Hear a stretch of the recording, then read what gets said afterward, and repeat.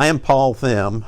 Until I retired last July 2019, I worked for 20 years in the field of substance abuse treatment. And for the last 11 of those years, I worked at MARR addiction treatment centers in Atlanta. The programs of MARR are very much based on 12-step recovery. The principles of AA are woven through just all parts of the program. And during those years especially, I already knew about AA. I had a very positive view of it. I knew about the steps. But in those years in particular at MARR, I came to develop a much deeper understanding of AA, as well as a much deeper appreciation of the program of AA. About half of the staff members at MARR are people who are in recovery themselves, and then the other half are people like me who are not in recovery, or at least were not in recovery from alcoholism or addiction. But all of us have issues that we need to be dealing with and will need to deal with for the rest of our lives. As my understanding of AA developed during those years, two words in particular kept coming to my mind, which in my view seem to be at the heart of what the program of AA is about. And those two words are acceptance and accountability. When someone comes to an AA meeting for the first time, that person is accepted. The only thing they need, the only requirement for membership is a desire to stop drinking. I use the word acceptance, but what I mean by that is what many other people simply call love. I have frequently said that I have never heard as many men say to other men, "I love you," as I have being around men who are in 12-step recovery.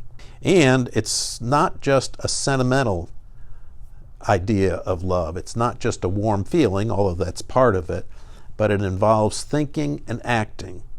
It involves thinking about what does it actually mean in this case to be loving towards this person?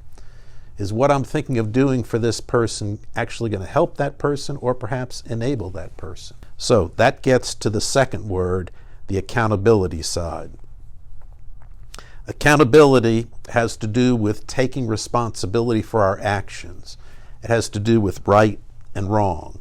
And anybody who knows about the steps knows that AA emphasizes you start with yourself.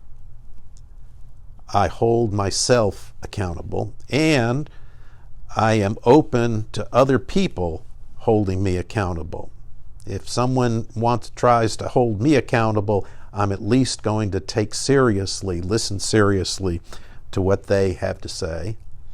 And then also, though, it moves into holding others accountable. So I hold myself accountable, other people hold me accountable, but also I hold others accountable. And in some ways, for me, I think maybe the genius or the secret of AA is it combines both of those things, the acceptance and the accountability. Along with working in substance abuse treatment, I'm a minister, an Episcopal priest, and for me, that combination of acceptance and accountability is also at the heart of what Christian faith is about, what it means to live out the Christian faith, to apply it. I don't think Christians have a monopoly on that. I know many people from other faith traditions who also have an understanding of what that means.